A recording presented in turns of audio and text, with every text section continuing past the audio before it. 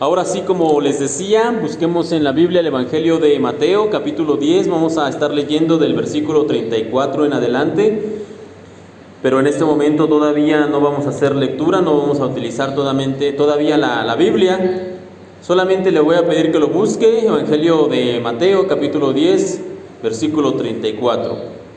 Si ya lo tiene, por favor le voy a pedir que ponga una marca o una señalización en esa parte de la Biblia y ponga atención aquí al frente. Vamos a comenzar en esta mañana con una oración. Cierre sus ojos y vamos a orar. Padre Celestial, te damos gracias en esta hora por la oportunidad de estar aquí reunidos en tu casa para poder alabarte y para poder aprender de ti. Y en esta hora te queremos pedir, Señor, todos reunidos, que podamos recibir de ti bendición para poder aprender más de ti y conocer de tu palabra. Te pido por favor, Señor, que me utilices de manera correcta para poder transmitir el mensaje que tú tienes para nosotros en este momento.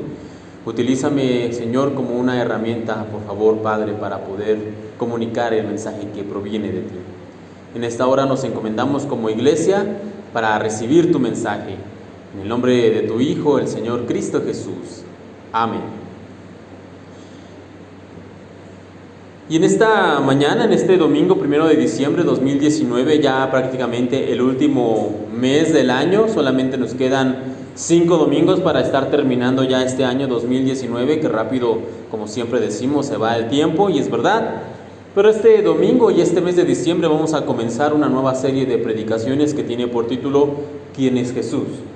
Y no les voy a dar el título de la predicación en este momento, porque eso sería adelantarles como tal el tema, y no quiero hacerlo en este momento, pero sí quiero decirles que este domingo, y si el Señor lo permite, los siguientes, vamos a estar hablando precisamente de esta serie de sermones de quién es Jesús. Y lo primero que nada que quisiera hacer en esta mañana es que podemos pensar o podemos decir que si le preguntáramos a las personas, a la gente en general acerca de Jesús, obtendríamos respuestas muy similares y enfocadas casi siempre hacia los mismos puntos. Si usted saliera en este momento a la calle y le preguntara a las personas, ya sea que fueran creyentes o no creyentes, acerca de Jesús, acerca del Jesús de la Biblia, del Jesús de la religión, digamos, la gente, tendría respuestas como las siguientes. Jesús fue alguien que habló acerca de paz. Muchas veces se habla de eso, de que Jesús era un hombre de paz, que habló de paz. También otros podrían responder algo como que Jesús fue alguien que enseñó grandes lecciones morales. Es verdad. También algunos podrían responder algo como Jesús fue alguien que predicó sobre el amor y sobre amar a los demás, sobre amar a tu prójimo. Y si bien es cierto que todas estas afirmaciones, como les decía, son verdad, lo cierto también es que no solamente son estos, sino que solo podríamos decir que es un retrato incompleto de quien realmente es Jesús. Si nosotros tenemos esta idea o esta percepción de quién es Jesús y pensamos que fue un gran maestro, que fue un iluminado, que fue alguien que habló de amor, que fue alguien que habló de paz, es verdad, reitero, pero solamente es un retrato incompleto de quién es realmente Jesús. Tanto los creyentes, los que venimos a la iglesia, como la gente que no viene, como la gente que está fuera de la iglesia, o las representaciones que a veces vemos en algunas series o en algunas películas, o las ideas generalizadas que existen en el colectivo popular, siempre se van a enfocar en los puntos que son más atractivos hacia la persona de Jesús, que él compartía o hablaba acerca de amor, que hablaba acerca de paz, que hablaba acerca de todas estas cuestiones que la gente, o para la gente más bien, es fácil de digerir.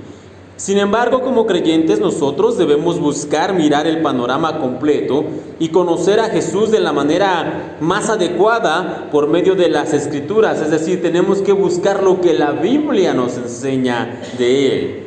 Y es importante para nosotros, los que creemos en el Señor, que dejemos las representaciones convencionales y nos sumerjamos en lo que realmente la Biblia nos quiere dar a conocer acerca del Señor Jesús.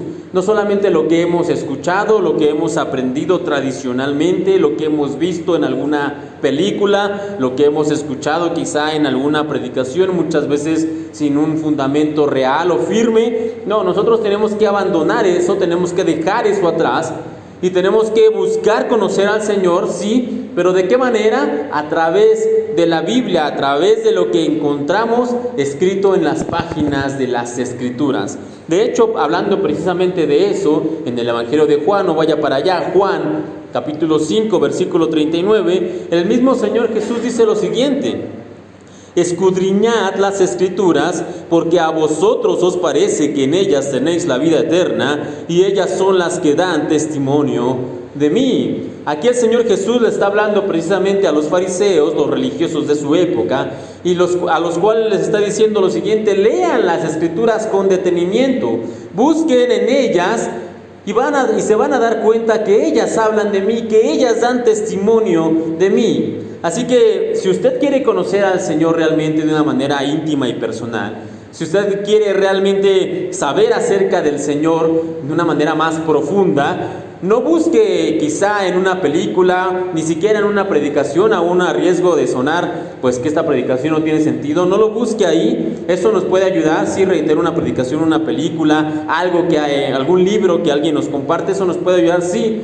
Pero si lo que usted busca es realmente conocer de manera profunda al Señor, tiene que hacerlo a través de la palabra de Dios, a través de la Biblia. Ese es el tesoro más rico, la fuente más grande, en donde podemos encontrar acerca del Señor Jesús y donde podemos conocerlo mejor.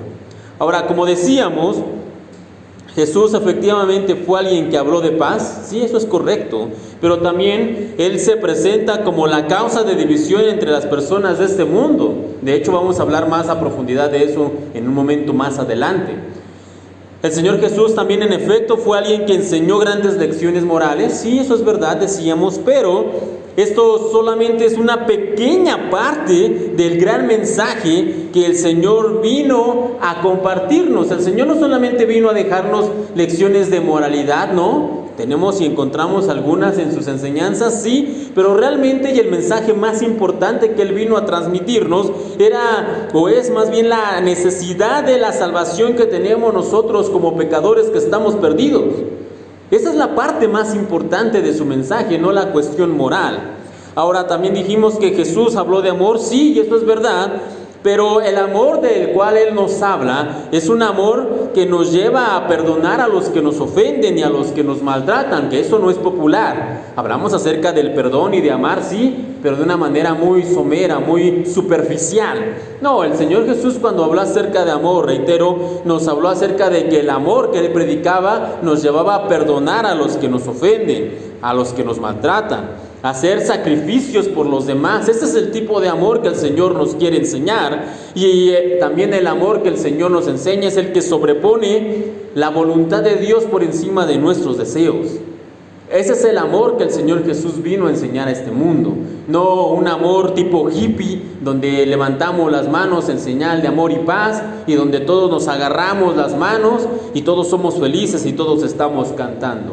Ese no es el amor que el Señor Jesús vino a hablar y a enseñar a este mundo. Es un amor completamente distinto, más profundo y más real.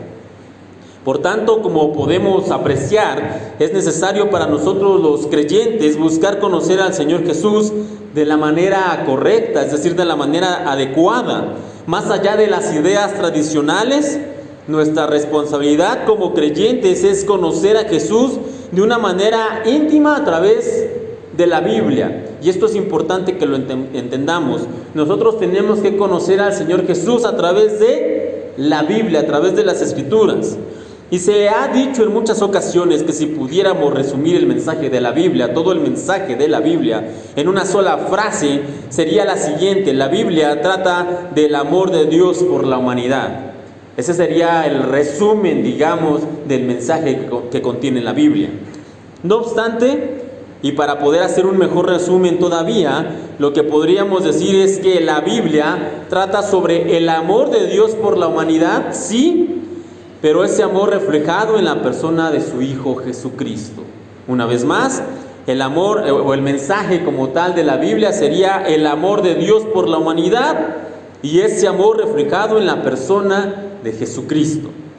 Entonces, alguien podía preguntar en esta mañana, si Jesús es la persona más importante de la Biblia, si acabamos de decir que Jesús es el personaje central de la Biblia, entonces, ¿por qué solamente aparece en el Nuevo Testamento?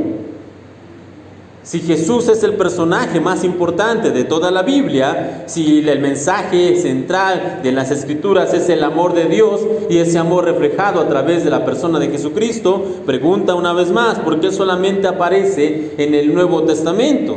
Y aunque esta es una pregunta válida, lo cierto es que el Señor Jesús no solamente aparece en el Nuevo Testamento, no, eso no es verdad. De hecho, hace unas semanas atrás, en la escuela dominical, precisamente estuvimos hablando de Cristo en el Antiguo Testamento, que fue el tema que estuvimos viendo.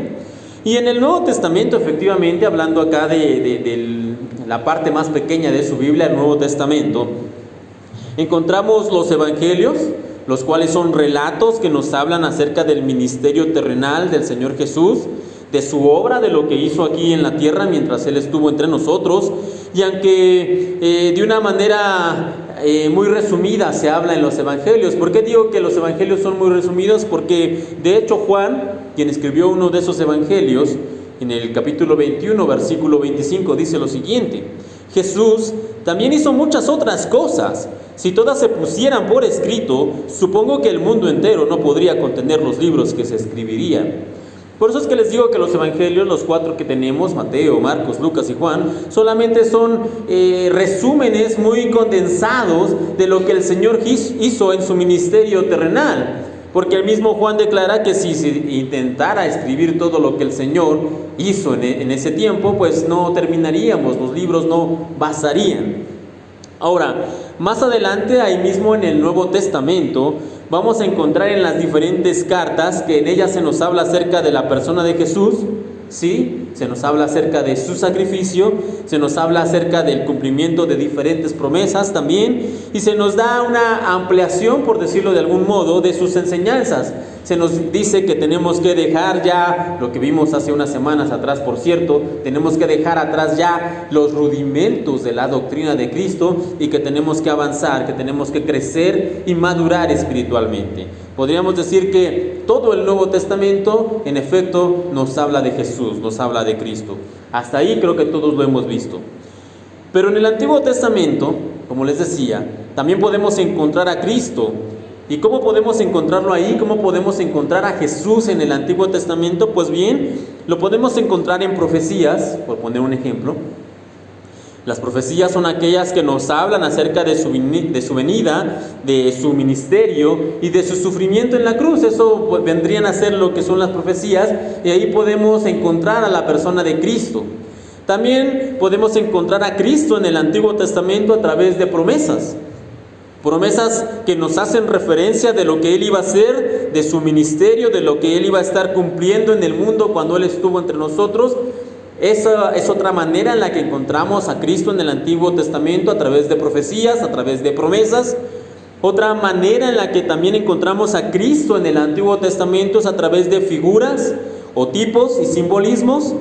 Y estas figuras, tipos y simbolismos son personas o cosas que cumplen con cierto parecido que apunta a la vida y a la obra de Jesús, como el tabernáculo, como los sacrificios, como el cordero santo e inmolado, como la serpiente de bronce en el desierto, como el hijo que iba a ser sacrificado como tal, ahí en un altar. Es decir, todos estos símbolos o tipos nos hablan de cosas que Cristo después vendría a cumplir. Así que efectivamente, con todo lo anterior, una buena pregunta que podemos hacernos en esta mañana es: ¿realmente conocemos al Señor Jesús? ¿Realmente conocemos a Jesús? O permítame cambiar la pregunta: ¿quién es Jesús? ¿Quién realmente es Jesús? ¿Realmente, reitero, conocemos al Señor? Por lo menos al Señor del que la Biblia nos habla, del que la Biblia nos enseña. Y por otra parte, nuestro conocimiento del Señor más bien se basa en lo que hemos escuchado, en las ideas tradicionales que nos han transmitido a lo largo de los años los pastores, los predicadores, en algunas lecturas superficiales que hemos hecho cuando hacemos nuestra lectura de la Biblia para cumplir el calendario anual. Bueno, tomamos y leemos y sí, hemos leído los evangelios, hemos leído el Nuevo Testamento, hemos leído el Antiguo Testamento, pero solamente de una manera superficial, de tal manera que realmente no hemos llegado a profundizar en esa pregunta: ¿quién es Jesús? Y es posible que sí, es posible que muchos de nosotros hemos estado aquí en la iglesia por años o por mucho tiempo, y a pesar de ello no hemos realmente profundizado y todavía no tenemos una conciencia completa de quién es Jesús. No conocemos al Señor Jesús en intimidad y en profundidad. Y de hecho, hablando precisamente de eso, me recuerdo una historia que podemos encontrar en uno de los evangelios. No vaya para allá, pero esto lo encontramos en el evangelio de Lucas, capítulo 24, y ahí se nos narra una historia después precisamente de la crucifixión. Y se nos dice que pues muchos de los discípulos se habían dispersado, algunos habían regresado a sus hogares, a sus actividades, y había entre esos discípulos dos en particular que de hecho no conocemos sus nombres, solamente la Biblia los menciona como dos que iban camino a Emaús. Emaús era una ciudad que estaba relativamente cerca de Jerusalén. Y estos dos, nos dice el relato de Lucas 24, que iban camino a Jerusalén. Y en el camino se encontraron a un hombre. Ellos no sabían que era el Señor Jesús, no se había revelado todavía. Y mientras iban caminando, este hombre, que era Jesús, reitero, los encuentra y les dice: ¿Qué tienen? ¿Por qué están así? Bueno, ellos comienzan a platicarle y a decirle: mira, lo que sucede es que Jesús, que era la persona que nosotros seguíamos, acaba de ser crucificado. Y en fin, le cuentan toda la historia de todo lo que había ocurrido. Y después nos dice la Biblia lo siguiente, lo que hizo el Señor Jesús cuando iba caminando con ellos. Eso lo puede leer usted en Lucas 24, 27. Dice: entonces Jesús los guió por los escritos de Moisés y de todos los profetas, explicándoles lo que las escrituras decían acerca de él mismo. Y esto es precisamente lo que nosotros tenemos que hacer cuando vamos a las escrituras y hacemos nuestras lecturas, hermanos. Nosotros tenemos que ir desde Moisés, pasando por todos los profetas, los evangelios y todo el Nuevo Testamento. Tenemos que ver lo que las escrituras nos dicen acerca del Señor Jesús. Tenemos que buscarlo, tenemos que estar atentos, tenemos que estar muy, muy atentos, buscando y encontrando lo que la Biblia nos habla acerca del Señor Jesús. ¿Y cómo podemos saber si vamos por buen camino? ¿Cómo podemos saber si realmente estamos haciéndolo de la manera correcta? Bueno, hay un indicador que el mismo relato nos puede mostrar. Ahí en Lucas 24, pero ahora el versículo 32, nos dice que después de que ellos estuvieron escuchándolo por varias horas en el camino hacia Emaús, llegaron precisamente a la ciudad. Y dice que el Señor Jesús hizo como que iba más adelante. Pero estos hombres le dijeron: no vayas, ya es tarde, quédate con nosotros. ¿Por qué? Porque ellos querían que Él siguiera hablándoles, que ellos querían realmente seguir conociendo más. Y entonces lo invitan a que se quede con ellos. Entran al lugar donde se iban a quedar esa noche, comienzan a cenar, dice el relato, y después de eso, después de que hubieran probado los alimentos, dice que el Señor se desvanece, se desaparece. Y lo que dicen enseguida estos hombres es lo siguiente, Lucas 24, 32, dice: entonces se dijeron el uno al otro: ¿no ardía nuestro corazón cuando nos hablaba en el camino y nos explicaba las Escrituras? Y esto es muy importante precisamente para este hecho de poder conocer a Jesús a través de las Escrituras. Porque yo no sé ustedes, hermanos, pero ¿cuándo fue la última vez que su corazón, como dice aquí, ardía cuando estaba leyendo la Biblia? ¿O cómo leemos la Biblia? Digo, leemos porque todos estamos ahí sin exclusión. Bueno, es que hoy me toca leer los 4, 5 o 6 capítulos y voy y los leo, y sí, esto ya lo he leído, esto, pues sí, ya me lo sé. Es más, me lo salto porque ya está, lo conozco de memoria. ¿Y cómo leemos la Biblia? ¿Como rutina? ¿Como monotonía? ¿Como algo mecánico?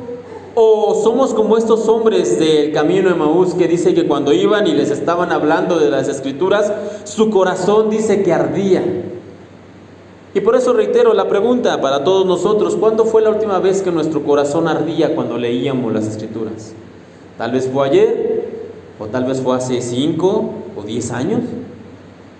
Lo cierto es que nuestro corazón, debemos buscar más bien que nuestro corazón arda cuando nosotros busquemos a Cristo en las Escrituras. Y tenemos que pedirle precisamente al Señor: Señor, muéstrame como aquellos del camino de Emaús, muéstrame tu gloria, muéstrame tu presencia, muéstrame tu persona en las Escrituras. Cuando voy y leo las Escrituras, déjame ver como ellos, como esos de Emaús, déjame verte. Y haz que mi corazón arda como esos dos hombres. Tenemos que hacerlo.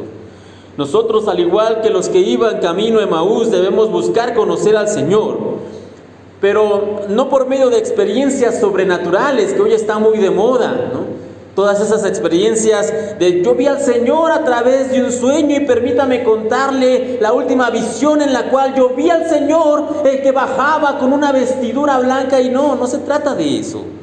No tenemos que estar buscando al Señor por medio de revelaciones nuevas, o por medio de testimonios llamativos, o por medio de mensajes de ánimo con historias conmovedoras.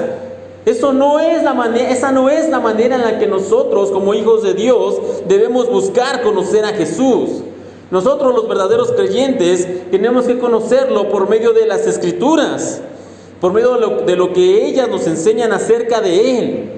Y al hacerlo de esta manera, realmente nuestro corazón debe arder, como esos que leíamos que iban camino a Emaús. Por lo tanto, y en esta mañana y en las siguientes semanas, si el Señor lo permite, vamos a estar revisando lo que la Biblia nos enseña acerca del Señor Jesús. No lo que hemos vivido, no lo que nos han contado, no lo que hemos visto en algún medio, en alguna película, en algún medio audiovisual, no, sino que vamos a estar hablando de lo que la Biblia nos enseña acerca del Señor Jesús, única y exclusivamente lo que la Biblia nos habla acerca de Él. Y todo esto con la finalidad de responder con mayor profundidad la pregunta que decíamos al principio: ¿quién es Jesús? ¿Quién es Jesús? Que, como les decía, también es el título de la serie de sermones que vamos a estar hablando en diciembre, si el Señor lo permite. Así que lo primero que vamos a ver en esta mañana acerca de quién es Jesús, o para responder a esa pregunta de quién es Jesús, lo vamos a encontrar, ahora sí vaya por favor en sus Biblias, en su Biblia, en el Evangelio de Mateo, capítulo 10. Vamos a leer del versículo 34 al versículo 36, síganlo por favor con su vista. La Biblia nos dice de esta manera: no penséis que he venido para traer paz a la tierra, no he venido para traer paz sino espada, porque he venido para poner en disensión al hombre contra su padre, a la hija contra su madre, y a la nuera contra su suegra. Y a los enemigos del hombre, y los enemigos del hombre serán los de su casa. Ahora bien, lo primero que veremos en esta mañana para responder a la pregunta de quién es Jesús, es que Él es el que divide al mundo. Si usted anote esto: ¿quién es Jesús? Bueno, Él es el que divide al mundo. Esa sería la primera respuesta, o lo primero que vamos a obtener en esta mañana. Y esto pudiera sonar un tanto extraño para algunos. ¿No dijimos que Jesús es amor y que Jesús predicaba y que hablaba acerca del amor? Entonces, ¿cómo puede ser que Él sea la causa de división entre las personas y entre las familias? ¿Cómo puede ser eso posible? Pues bien, debemos entender, primero que nada en esta mañana, que cuando el Señor se refiere a sí mismo como que Él es causa de división, no nos está instando, es decir, no nos está invitando a que vayamos a buscar pleito, a que vayamos a buscar problemas con las personas y sobre todo con nuestras familias, que de hecho es lo que muchas personas cuando leen esto interpretan. Sí, ya ves que el Señor es causa de división, por eso en esta casa siempre vivimos peleando. No, de eso no está hablando aquí el Señor Jesús. El Señor no nos está invitando a que seamos pendencieros o que estemos en constantes conflictos y peleas con los demás, con los de nuestra familia y con otros. No, el Señor no está aquí diciendo eso. De hecho, lo que sí nos recomienda la Biblia es que en lo que dependa de nosotros estemos en paz con todo. Y eso podría parecer que se contrapone con esto. ¿Cómo es posible que el Señor Jesús diga que Él es causa de división y más adelante la Biblia nos recomiende que estemos en paz en lo que dependa de nosotros con todas las personas? Parece que es incompatible, pero no es así. Permítame explicar por qué. Cuando el Señor Jesús habla de Él precisamente como causa de división, reitero, nos está diciendo que tener fe en Él, es decir, que cuando nosotros tenemos fe en Él, esto va a ser un detonante que nos va a separar de los demás. Tener fe en Él muchas veces nos va a marcar como alguien diferente frente a las otras personas, incluyendo a nuestros familiares, a nuestros amigos y a nuestros conocidos. Y ahora que nosotros tenemos fe y que nosotros hemos expresado esa fe y que nos hemos comprometido en fe en el Señor, ahora esas personas, amigos, familiares y conocidos, nos van a ver como el raro, como el fanático, como el religioso y muchos otros sobrenombres que incluso pueden ser más despectivos y no los vamos a mencionar aquí en esta mañana. Pero cuando nosotros realmente nos comprometemos en fe en el Señor, realmente nos comprometemos a seguirlo de verdad, entonces nosotros vamos a ser separados, nosotros vamos a ser divididos precisamente en un nuevo grupo, en aquellos que siguen al Señor. Y Jesús es causa de división, no porque nos invite a vivir peleando con los demás, como ya les decía, sino porque al venir a ser parte de su familia, hemos sido separados del mundo y de su vana manera de vivir. Por eso es que el Señor Jesús es causa de división. En primera de Pedro, capítulo 1, versículo 18, Pedro nos recuerda lo siguiente: sabiendo que fueron rescatados de vuestra vana manera de vivir, la cual recibisteis de vuestros padres. Aquí Pedro nos está recordando en esta parte de su versículo que nosotros ya no somos parte de lo que anteriormente pertenecíamos. Hemos sido rescatados de esa vana manera de vivir. ¿Cómo? A través de la sangre de Cristo, a través de su sacrificio en la cruz. Nosotros hemos sido separados, hemos sido apartados cuando hemos creído en Él. Por tanto, un creyente realmente comprometido, y aquí quiero hacer énfasis en esto, un creyente realmente comprometido, no aquel que viene un domingo sí y 3 no, 1 sí, 2 no, que a veces lee la Biblia, a veces no, a veces ora, a veces no. Aquí estamos hablando de un creyente realmente comprometido con el Señor Jesús. Será señalado y será visto como un traidor muchas veces por parte de su familia. Una de las cosas que muchas veces se les dice a los creyentes, sobre todo en nuestra sociedad mexicana, cuando alguien viene al conocimiento del Señor y se convierte al cristianismo, le dicen: eres un traidor porque has abandonado la religión de nuestros padres. Seguramente a usted, si no le ha tocado, por lo menos lo ha escuchado. Y eso va a hacer que esa persona no sea aceptada por aquellos que viven en pecado, y va a ser objeto también de burla por aquellos que viven rompiendo la ley de Dios y de los hombres. Por eso es que, reitero, la Biblia nos dice que Jesús o el Señor Jesús es causa de división. ¿Por qué? Porque divide a la gente. ¿En qué sentido? Entre aquellos que tienen fe en Él y aquellos que no la tienen. Por eso es que la Biblia también nos dice en la epístola de Santiago, capítulo 4, versículo 4, Santiago 4:4 dice de esta manera: ¿no saben que la amistad del mundo es enemistad contra Dios? Cualquiera pues que quiere ser amigo del mundo se constituye en enemigo de Dios. Y aquí la Biblia es muy clara: o somos amigos del mundo o somos amigos de Dios. No hay ningún término medio, ni hay manera de conciliar estos dos bandos, por decirlo de algún modo. O somos amigos de Dios o somos amigos del mundo. Porque si somos amigos del mundo, entonces nos constituimos en enemigos de Dios. Y por lo contrario, si nosotros decidimos convertirnos en amigos de Dios, en ese momento en automático nos convertimos en enemigos del mundo. No podemos ser amigos del mundo de lunes a sábado y después venir a los domingos a pretender ser amigos de Dios. Eso es imposible. Eso es hipocresía. Podemos hacerlo, sí, seguramente por algún tiempo. Podemos hacerlo, sí, seguramente engañando a algunas personas. Podemos continuar con esa fachada por algunos domingos, algunos meses, incluso algunos años. Pero al final la verdad va a salir a relucir. Al final realmente que nosotros somos amigos del mundo, eso va a salir a flote. Por lo tanto, reitero, no podemos ser amigos de ambos.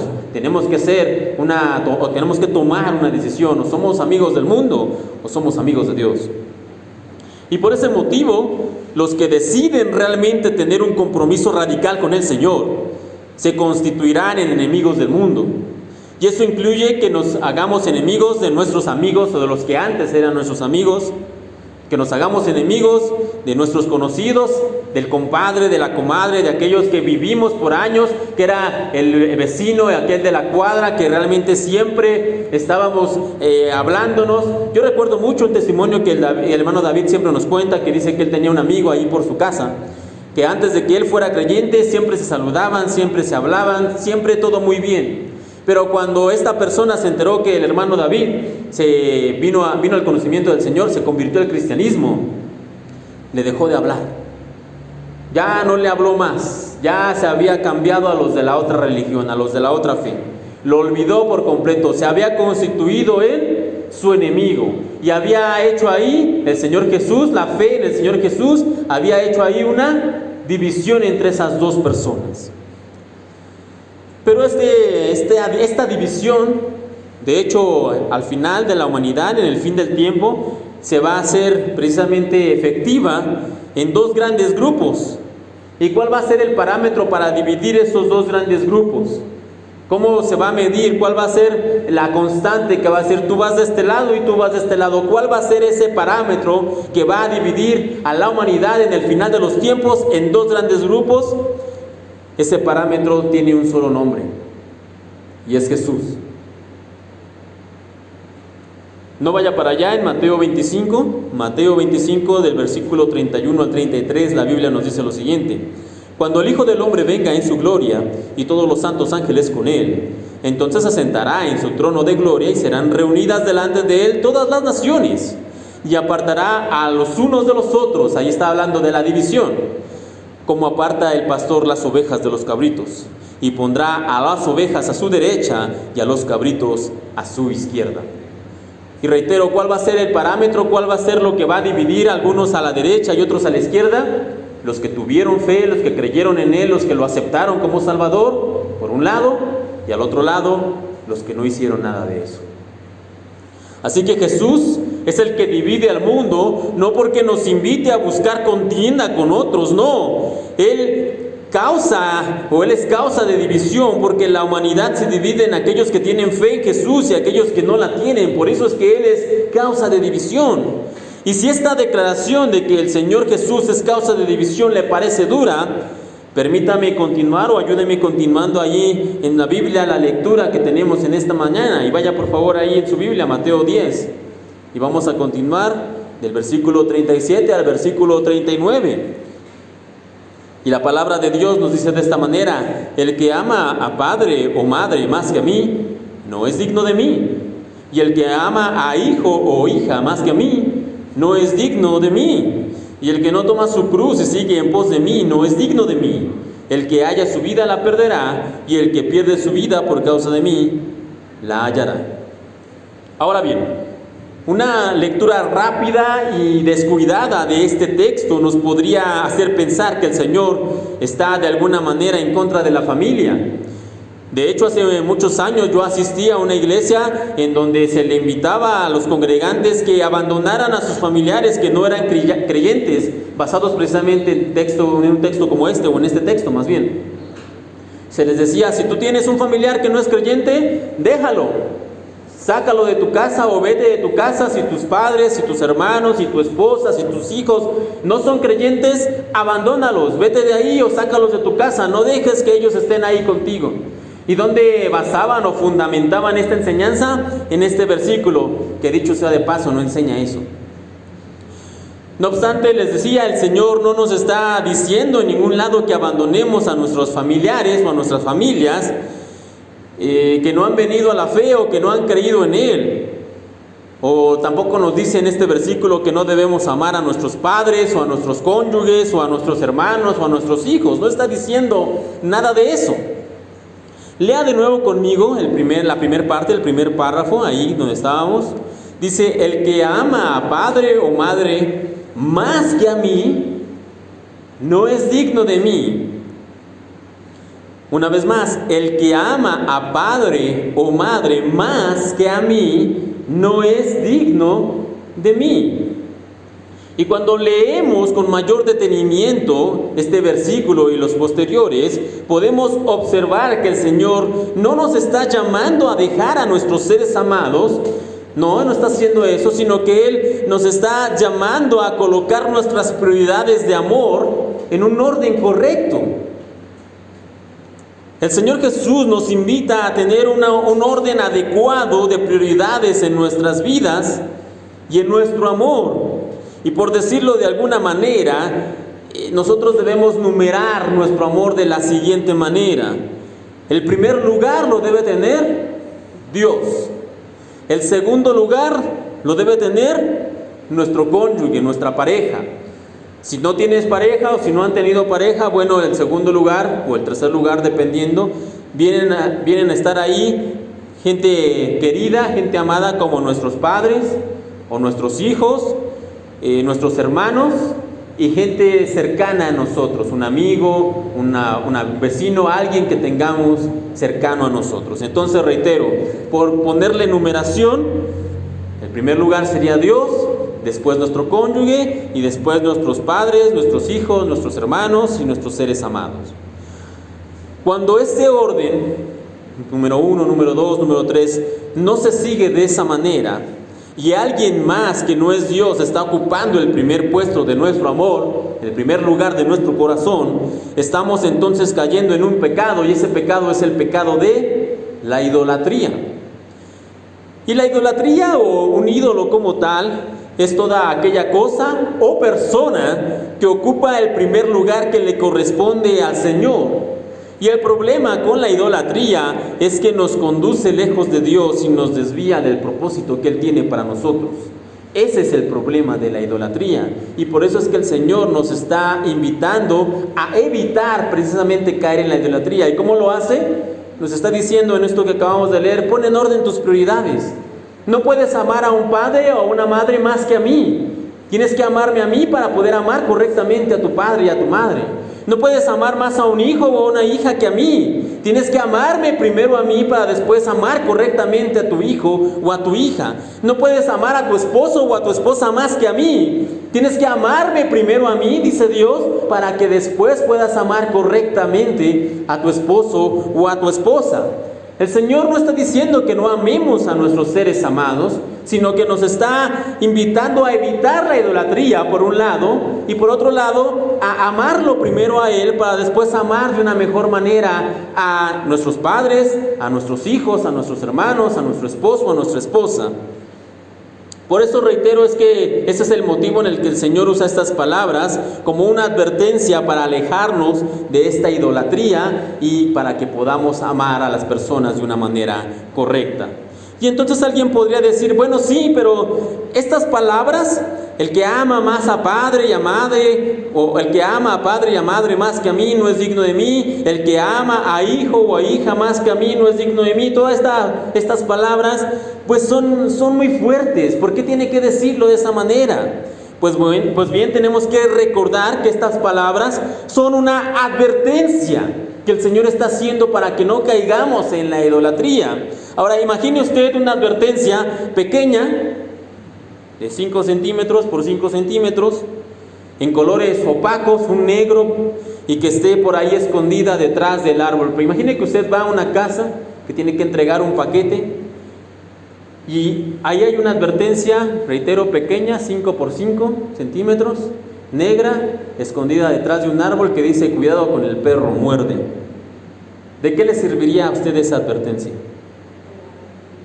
De nada. Entonces, si el Señor hiciera una advertencia sin una fuerza como esta que acabamos de leer, ¿de qué serviría su advertencia? De nada. No obstante, el Señor sabe cómo debe hacerse una advertencia. Una advertencia debe ser grande, llamativa y fácil de ubicar con la mirada. Y por eso es que el Señor dice estas palabras: el que ama a padre o madre más que a mí, no es digno de mí. El que ama a hijo o hija más que a mí, no es digno de mí. ¿Por qué? Porque sabía que esas palabras fuertes, porque sí lo son, iban a llamar nuestra atención, iban a colocar nuestros ojos en ellas. Y cuando realmente pudiéramos estar ahí y realmente las entendiéramos, íbamos a ver que lo que el Señor nos quiere enseñar es que tenemos que evitar la idolatría. Entonces, ¿Dios debe tener el primer lugar en nuestros corazones? La respuesta es sí. ¿Y la familia y los seres amados? Bueno, ellos también deben ocupar un lugar importante, sí, pero siempre después de Dios, siempre después de Dios.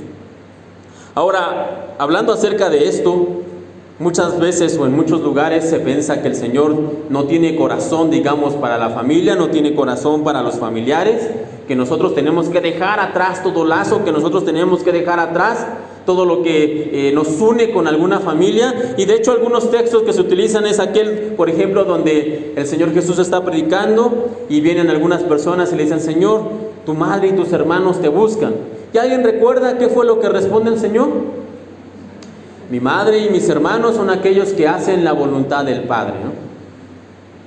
Y a veces por ese tipo de textos llegamos a pensar que el Señor Jesús era una persona que no tenía corazón para sus hermanos, que no tenía un corazón para una madre, y que por tal motivo también nosotros no debemos tener lugar para ese tipo de relaciones. En el camino del Señor no hay lugar para el amor para los padres, para el amor para el esposo, la esposa, para los hijos, para los hermanos. Pareciera que no hay lugar. No obstante, hay un episodio bastante curioso que podemos encontrar en la Biblia, precisamente en el Evangelio de Juan, capítulo 19, que ocurre durante la crucifixión del Señor Jesús. Y permítame leer esto, de hecho es una de las que se conocen como las 7 palabras, capítulo 19 del Evangelio de Juan, versículo 26 y versículo 27, dice de esta manera: Cuando vio Jesús a su madre y al discípulo a quien él amaba, esto es Juan, que estaba presente, dijo a su madre: Mujer, he ahí tu hijo. Después dijo al discípulo: He ahí tu madre. Y desde aquella hora el discípulo la recibió en su casa. Y piense por un momento en esto. El Señor Jesús, estando en la cruz, estaba ahí, y primero que todo, estaba en la cruz obedeciendo al Padre, entregando su vida por nosotros, en sacrificio por nosotros en la cruz, obedeciendo al Padre. Ese era lo primero que tenía que hacer, esa era su primer tarea. No obstante, y con todo el dolor y todo el sufrimiento que tenía a cuestas por estar crucificado, de las horas que había pasado ya siendo torturado, de no haber probado alimento, de no haber tomado agua, de los golpes, de los azotes, a pesar de todo eso, y reitero, esto es muy importante, primero que nada cumpliendo la voluntad del Padre, a pesar de todo, se toma un momento en medio de todo eso, como hijo primogénito que él era. Recordemos que él era el primero de los hijos de José y de María, y como hijo primogénito el Señor Jesús tenía una responsabilidad, y su responsabilidad del primogénito era su madre. Una vez que el padre de familia en una familia judía faltaba, la responsabilidad de cuidar a la madre, de ver por ella, de protegerla y de sustentarla, era responsabilidad del hijo primogénito. En ese sentido, el que tenía entonces la responsabilidad de cuidar a María era el Señor Jesús. Y por esa razón, el Señor, en medio de todo su sufrimiento, en medio de toda su labor, cumpliendo primero que nada el propósito que Dios había establecido para él, se toma un momento y le encarga a Juan, un amigo, le dice: Juan, te encargo a mi madre. Mamá, te quedas con Juan. Así que el Señor Jesús no es ese desalmado que a veces nos han querido pintar, que decía: no, mi madre y mis hermanos son aquellos que hacen la voluntad del Padre. Sí, en efecto, Él lo dijo, pero eso no significa que Él no se preocupara por su madre, por sus hermanos, por sus amigos. Por lo tanto, aquí lo que el Señor nos quiere enseñar en este versículo de Mateo 10 que estábamos leyendo es que nosotros debemos tener bien en claro nuestras prioridades. Primer lugar, Dios. Segundo lugar, nuestro cónyuge. Y tercer lugar, nuestros seres amados, que pueden ser nuestros padres, nuestros hermanos, nuestros hijos, nuestros amigos, etc. Así que una vez más, ¿debemos amar a Dios? Sí, y Él debe ser el primer lugar. ¿Debemos amar a nuestros seres queridos? También, en el orden correcto de prioridades. De hecho, hablando un poco acerca de esto, en Mateo 23, el Señor Jesús les dice a los fariseos: era necesario hacer esto sin dejar de hacer aquello. Entonces, ¿tenemos que amar a Dios como primer lugar? Sí, pero también tenemos que amar a nuestros prójimos, tenemos que amar a nuestros padres, a nuestros hermanos, a nuestra pareja, a nuestros hijos. Es necesario hacer esto sin dejar de hacer aquello. Ahora bien, el Señor busca que nosotros tengamos este correcto orden de prioridades en la cuestión de amor, porque sabe que si nosotros lo ponemos a Él como primer lugar en nuestra vida, entonces tendremos la clase de compromiso que Él está buscando, porque ¿sabe una cosa? El Señor está buscando gente comprometida, gente que realmente se comprometa con Él y con su causa.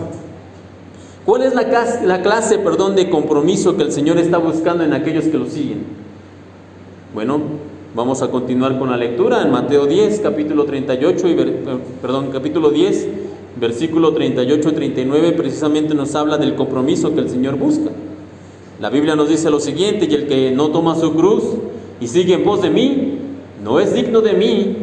El que haya su vida la perderá, y el que pierde su vida por causa de mí, la hallará. Y tomar la cruz, lo que nos habla aquí, tomar la cruz como hijos de Dios, no solamente es una cuestión simbólica. El Señor nos invita a tomar su cruz cada día con la finalidad de crucificarnos en ella. Nosotros debemos cargar esa cruz. Y aunque el Señor aquí no está hablando de una cruz física, no está diciendo como tal que nosotros debemos traer a cuestas una cruz como tal, una cruz voluminosa como esta que tenemos aquí en el templo, no está hablando de eso.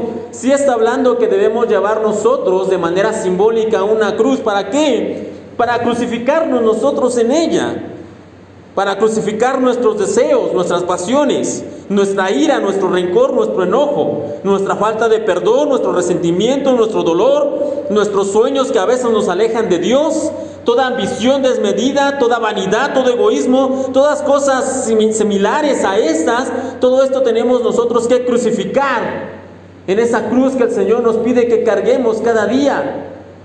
Y cuando yo me sienta tentado en alguna situación, ¿qué es lo que tengo que hacer? Bueno, si estoy cargando mi cruz, tengo que ponerla en ese lugar y en ese momento tengo que crucificarme. Y cuando estoy siendo tentado porque quiero vengarme de alguien, ¿qué es lo que tengo que hacer? Tengo que tomar mi cruz que he cargado ese día, ponerla ahí y tengo que crucificar mis deseos de venganza. Y cuando tengo alguna pasión deshonesta o cuando tengo algún problema, ¿qué es lo que tengo que hacer? Tengo que tomar mi cruz y tengo que crucificar ahí esa pasión, ese deseo, ese enojo, esa ira. Para eso es que el Señor nos pide que cada día nosotros tomemos nuestra cruz y la llevemos con nosotros.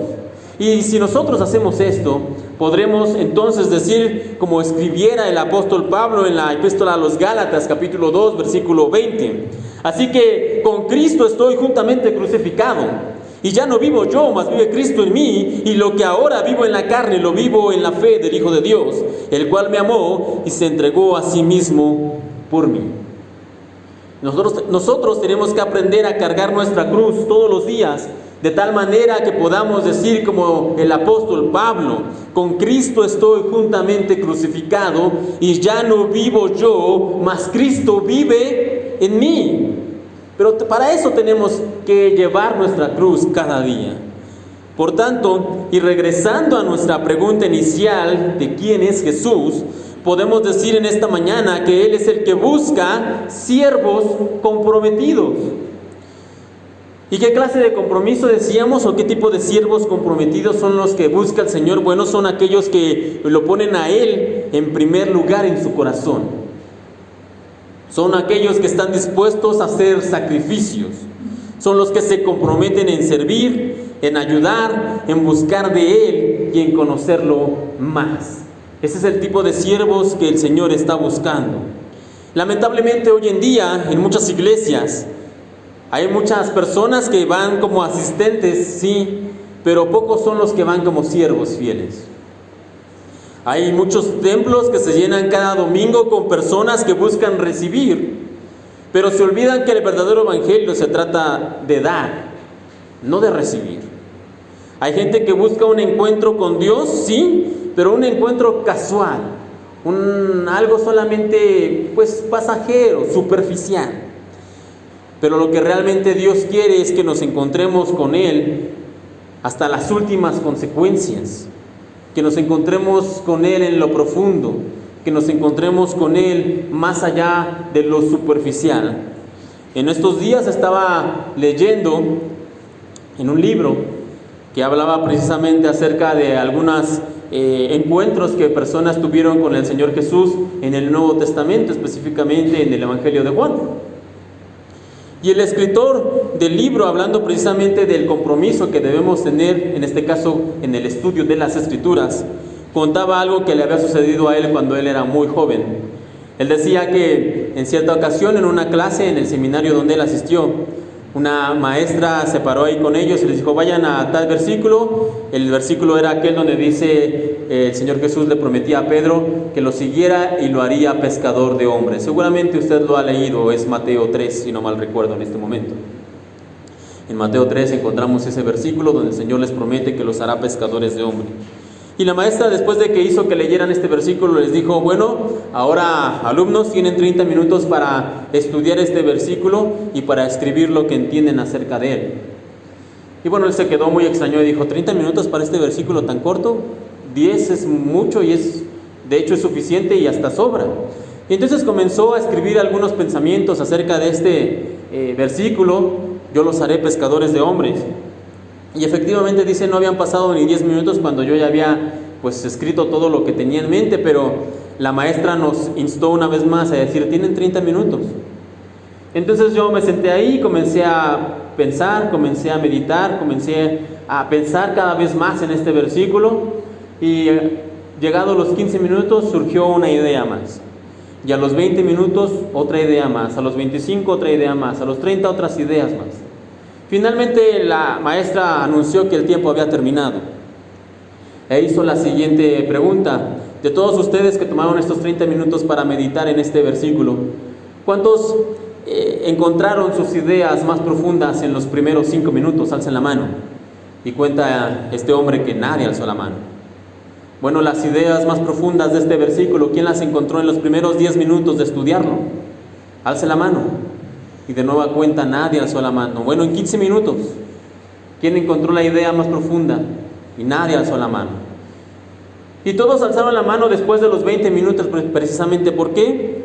Porque, reitero y regresando a esta parte del compromiso que el Señor busca de nosotros, si usted quiere tener una relación con Dios, si usted quiere tener un compromiso con el Señor, no lo va a encontrar en encuentros de 10 minutos o de 15 minutos. Va a tener que dedicarle tiempo a la oración, tiempo a la escritura, tiempo a leer, tiempo a estudiar, tiempo muchas veces a venir aquí a la iglesia, tiempo a servir, tiempo a ayudar a otros, tiempo en aprender la palabra del Señor. Va a tener realmente que comprometerse, y ese es el tipo de siervos que el Señor está buscando. Los siervos que, como dice su palabra, toman su cruz cada día y lo siguen. Y no solamente eso, sino que, como dice el versículo 39, el que haya su vida, la perderá, y el que pierde su vida por causa de mí, la hallará. El que pierde su vida por causa de mí, la hallará. Y eso es verdad, hermanos. A veces pudiera parecer que invertirle 30, 40, 50 minutos a la lectura, venir aquí a la iglesia todos los domingos 2 o 3 horas, asistir al estudio o hacer diferentes actividades que nos toman tiempo a lo largo de la semana y a lo largo de la vida, pudiera ser una pérdida de tiempo, entre comillas. Pero aquí dice la Biblia que el que pierde su vida por causa del Señor, entonces ese hallará realmente la vida. Ya para terminar, hermanos, les voy a pedir por favor que me ayuden buscando en sus Biblias en la epístola a Filipenses capítulo 2.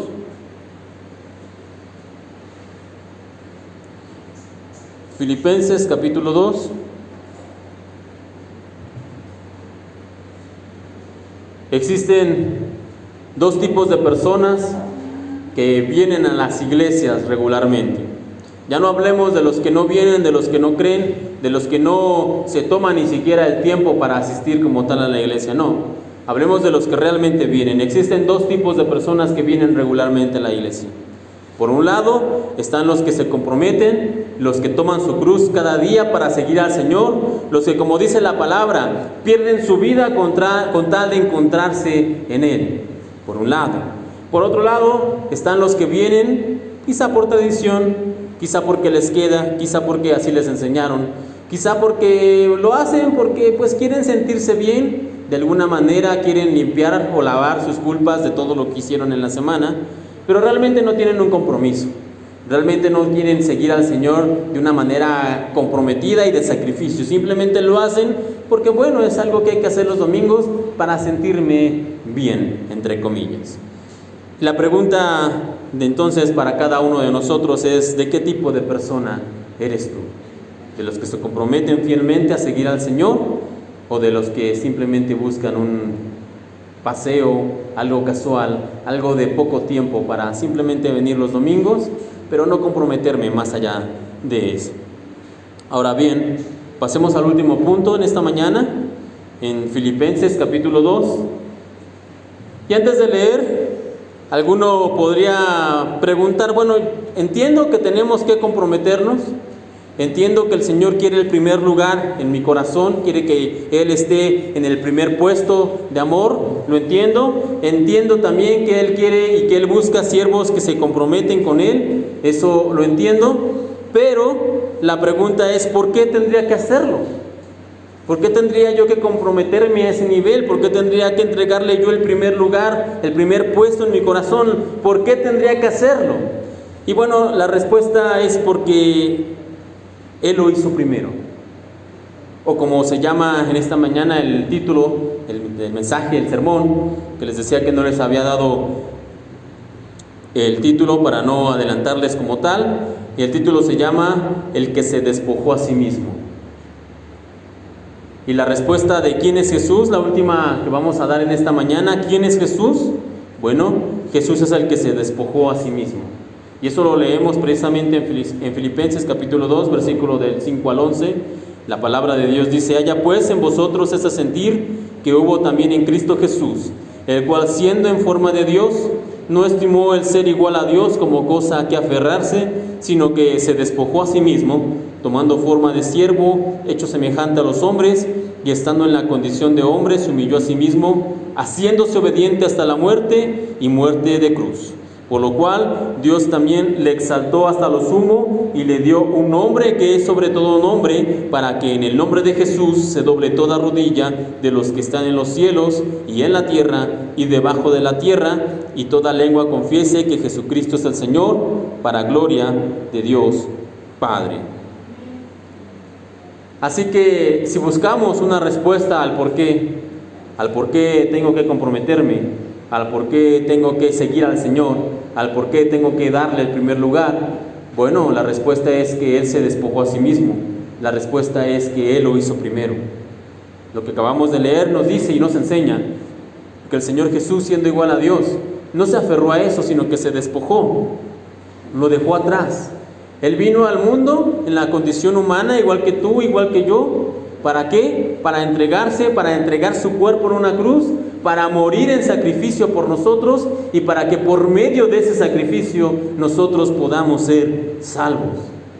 Y esa es la única razón, la verdadera razón y la que debe valer para nosotros, para el hecho de que lo pongamos a Él en primer lugar, para que le entreguemos el primer puesto de nuestro corazón, para comprometernos realmente en seguirlo, en servirlo y en conocerlo mejor cada día. Esa es la única razón que debería valer. Si no es suficiente para ti, si conoces a alguien que esa razón no es suficiente, bueno, ya dijimos al principio que en efecto Jesús es causa de división. Él divide a los que al leer esto entienden y comprenden que Él merece entonces el primer puesto de nuestro corazón y se lo entregamos. Y el otro lado de la división son aquellos que, a pesar de haberlo leído, quizá lo entienden, pero no lo comprenden del todo. Y ellos dicen: bueno, sí, pero no es suficiente para mí. Por tanto, el primer lugar en mi corazón no es para Dios. Es para otra persona, es para un amor, es para el dinero, es para un trabajo, es para un sueño, pero no para Dios. Y es normal, ¿por qué? Porque dijimos al principio que Jesús es causa de división. Él nos divide entre los que aceptan esta verdad y los que no lo aceptan. Sin embargo, y lo que leíamos ahí en este versículo de Filipenses, y con eso terminamos, aquellos que lo aceptan y que le entregan al Señor el primer lugar de su corazón, servirán al Señor y doblarán su rodilla, como dice el versículo, para que en el nombre de Jesús doble toda rodilla de los que están en los cielos. Ahí están los que lo aceptan, los que creen, los que lo confiesan, los que le dieron el primer lugar. Y aquellos que se dividieron, aquellos que dijeron no es suficiente, para mí, yo no le doy el primer lugar, yo tengo otras prioridades, yo tengo otro orden en mi corazón, ¿qué sucederá con ellos? Pues se cree. Ellos también van a doblar su rodilla, porque dice, en el nombre de Jesús se doblará toda rodilla de los que están en los cielos, en la tierra y debajo de la tierra.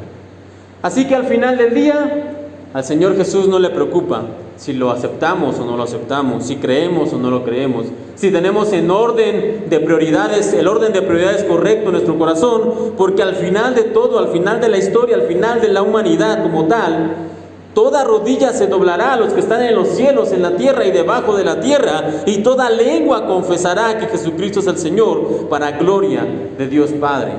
Aquí no se trata de si queremos doblar o no queremos doblar, si queremos confesar o no queremos confesar. Aquí se trata de dónde quieres hacerlo. ¿Quieres hacerlo en el cielo o quieres hacerlo debajo de la tierra, en el infierno? Lo vamos a hacer todos de cualquier manera. Todos doblaremos rodilla, todos confesaremos el nombre del Señor. Pero depende de nosotros y de nuestra decisión y de nuestro compromiso en qué parte de la división estaremos, en el cielo o en el infierno. ¿Dónde decides estar tú? Cierre sus ojos y vamos a orar. Padre Celestial, te damos gracias en esta mañana por la oportunidad de estar aquí reunidos. Y sabemos que tú, Señor, eres causa de división entre la gente, entre los pueblos, incluso entre las familias. No porque nos lleves a la contienda y a la pelea, Señor, no permitas que entendamos eso. Y si alguna vez lo entendimos, sácalo de nuestras mentes, Señor. No, tú nos llevas a la división porque divides a los pueblos, a las personas y a las familias entre los que creen en ti y los que no creen en ti. Pero, Señor, que nosotros oremos, busquemos y seamos un buen testimonio para aquellos que no han venido a la fe, al conocimiento, a declararte como Señor y Salvador. Que nosotros seamos un buen testimonio para que ellos crean en ti. Ayúdanos a eso. De la misma manera, ayúdanos a tener el orden correcto de prioridades de amor en nuestro corazón. Que tú tengas el primer lugar siempre. Y que en cualquier momento que alguien se esté colando, que alguien esté subiendo, que alguien quiera tomar tu puesto, que nosotros recordemos, que nosotros te pidamos, Señor, que nos ayudes y que nosotros te dejemos siempre en el primer lugar. Eso no significa que no podamos amar a otros, que no podamos tener otros amores, pero siempre en el lugar correcto y siempre conforme a tus propósitos y siempre conforme a tus mandamientos, Señor. Ayúdanos también a ser comprometidos, pero un compromiso como el que tú demandas, un compromiso que lleva su cruz cada día, un compromiso que pierde su vida con tal de hallarse en ti.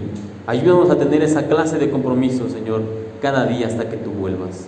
Y finalmente, Padre Celestial, te pedimos en esta mañana que nos permita ser de aquellos que doblan su rodilla y que confiesan tu nombre como Salvador y como Señor en el cielo, contigo en la eternidad, Señor. No queremos hacerlo en el infierno sabiendo que perdimos la oportunidad. No queremos hacerlo en el infierno sabiendo que tuvimos el tiempo adecuado para confesarte, para arrepentirnos, para pedirte que tú fueras nuestro Señor y Salvador y que no lo hicimos. Queremos hacerlo, sí, pero queremos hacerlo contigo en el cielo y por la eternidad. En tus manos nos encomendamos, te damos gracias por este mensaje, por este tiempo, por este día. Te pedimos también por esta semana, nos ayudes y nos guardes, nos lleves con bien. Bendigas el resto de este día y nuestras actividades, nos protejas con tu mano poderosa. En tus manos nos encomendamos, bendito Señor, en el nombre santo y poderoso de tu Hijo, el Señor Cristo Jesús. Amén.